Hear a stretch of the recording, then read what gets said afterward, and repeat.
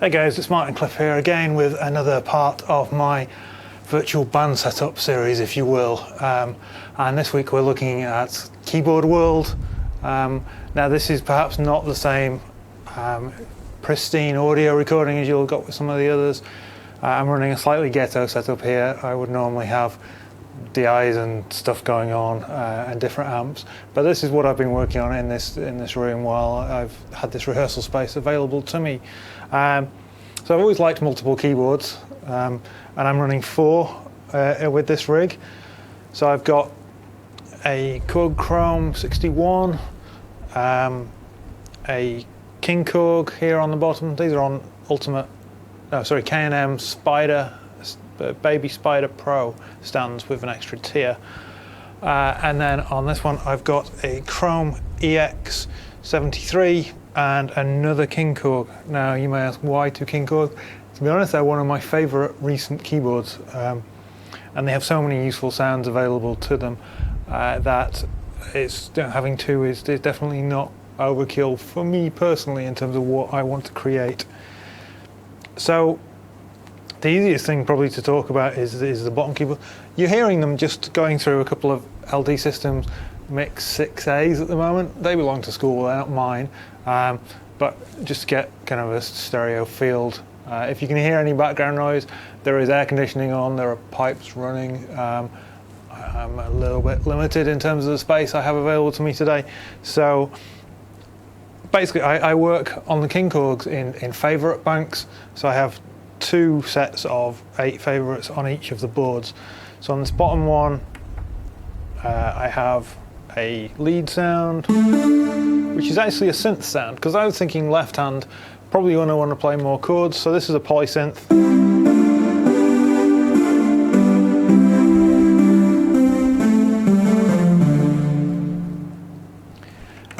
And then a lead sound.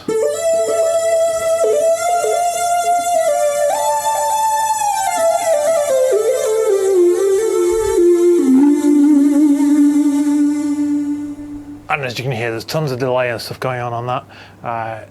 Again, it's a kind of, I guess it's a kind of secondary lead sound. You may notice the mixer has just disappeared from behind me. It's not switched on or plugged in. It's not mine, but I just had it badly positioned. Anyway, so that's a secondary lead sound. Bass.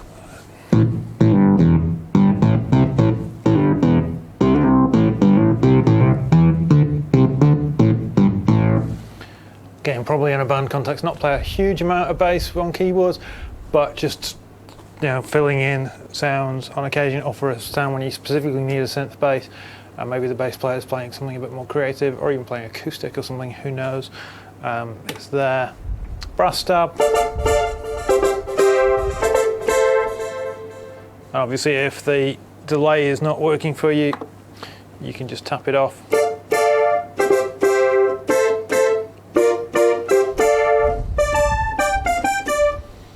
Very cool analog synth sounding. And one tap, it's back on. The other cool thing about these keyboards is that they have a tube built in, so you can add a little bit of warmth and even a tube boost.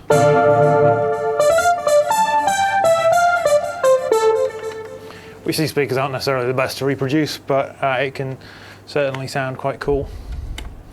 I then have some Tron strings.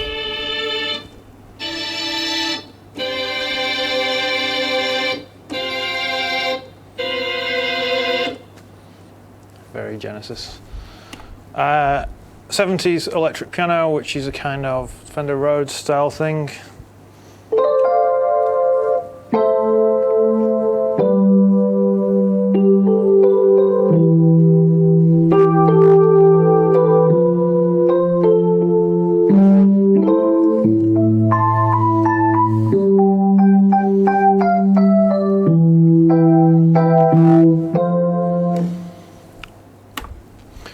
A kind of gentle backing organ.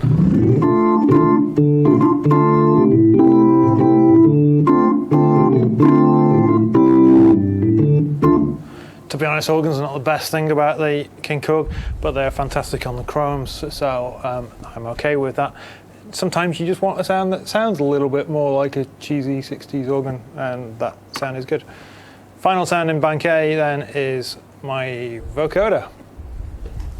Hello, how are you? This is a vocoder. It's very strange.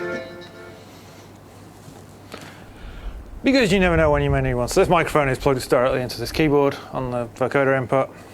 I may rig up some kind of system where I can switch it between this and the vocal mic, depending on who I have playing keys and that kind of thing. But this vocal mic on this other keyboard stand, which you can just about see, that's just a standard microphone that's coming through the sound system. And then bank 2, I have a lead sound in the synth position.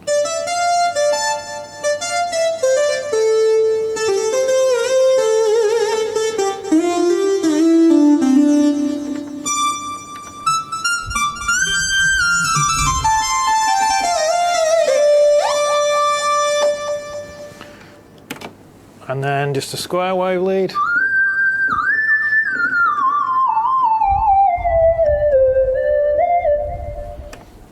Another bass sound.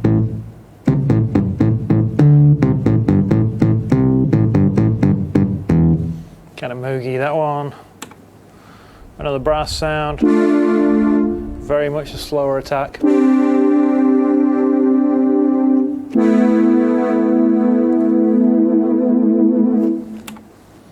Strings.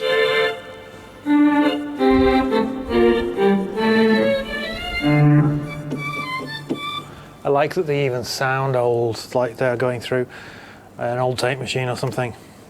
Clav, because every now and then.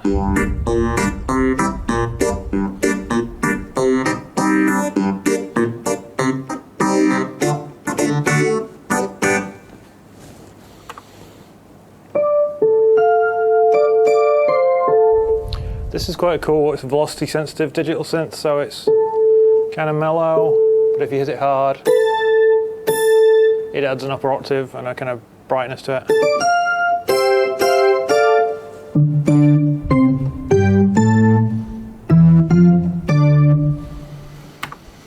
And then I just have a pad sound as my final sound.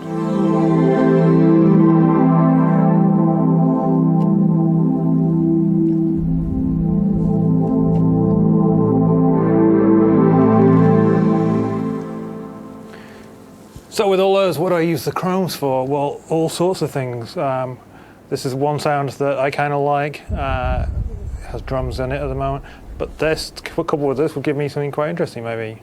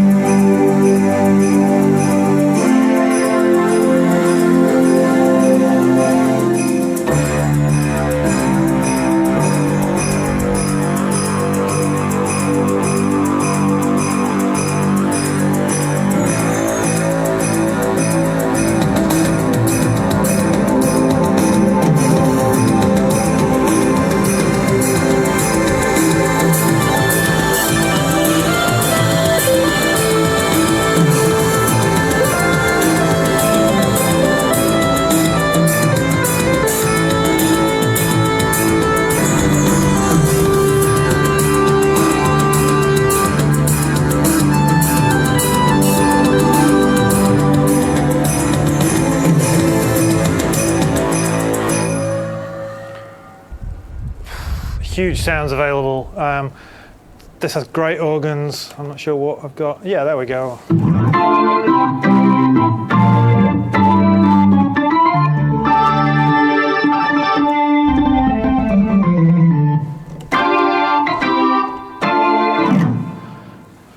So I use a combination of programs and combis on these. So I take hours to go through all the sounds I might use in a typical recording session or gig or whatever. Then on this board here, you just heard one of the lead sounds. Can I get this in shot? Maybe. Okay, so this is the lower King Korg, the second King Korg. kind of my right hand, if you will. I have a good old Prophet synth.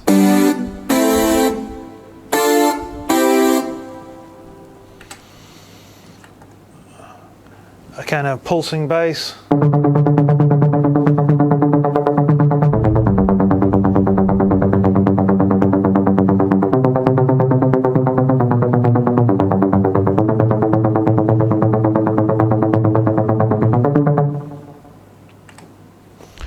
There's a big brass sound.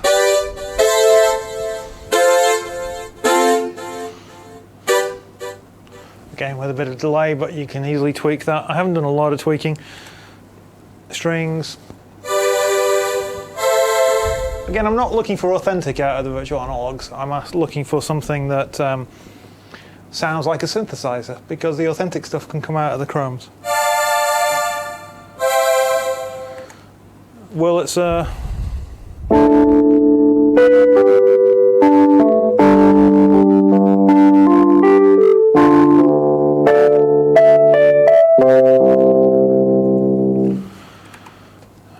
pad.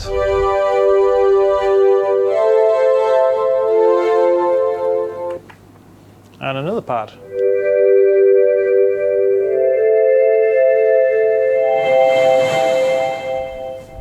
It's called beach pad because you hear the sound of the waves at certain points.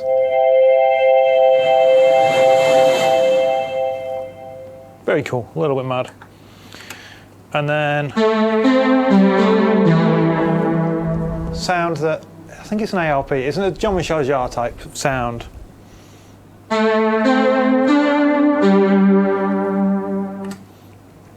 Another lead, kind of moogie.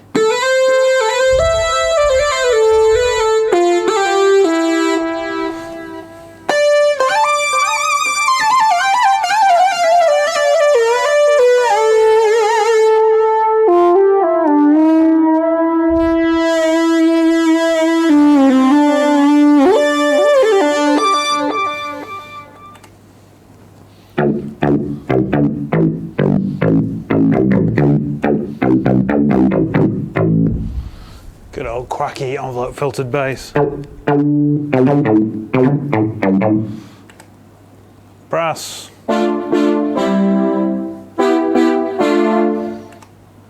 Tron flute. Because you never know when you're going to need to play Strawberry Fields. A kind of piano, but very 80s synthesizer piano.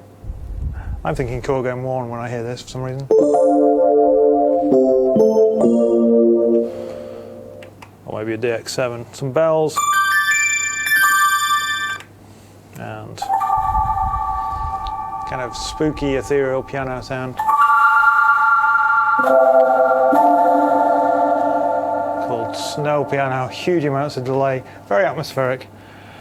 And then the top board, the Chrome EX. Again, I use a combination of combis and programs. It's great for piano. At the moment I've got this kind of double EP and pad sound, which again has drums if I want it.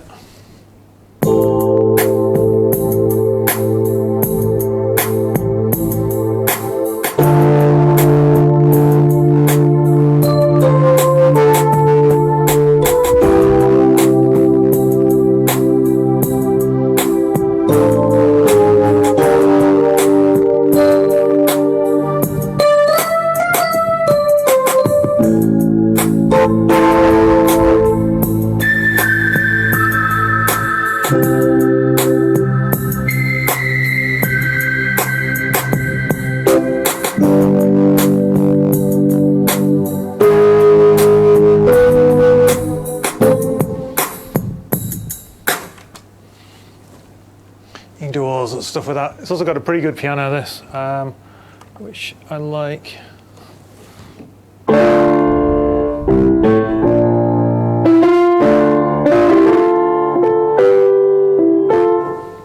don't think these speakers like it, however. I'd say not my usual sound setup. I normally run this. It's all mixed through a RJM mini line mixer that's on a pedal train Metro 16. I have 3 of those at the floor. 2 have sustain pedals and switch pedals for the keyboards and the power supplies and stuff. Third one has the mixer, the DI, and it should have a Ditto X2 looper on there, but at the moment it's not wired in. So that's the rig. As I say, normally for amps, I actually use 2 TC Electronic BG250 208 bass amps, which sound huge. They're really powerful.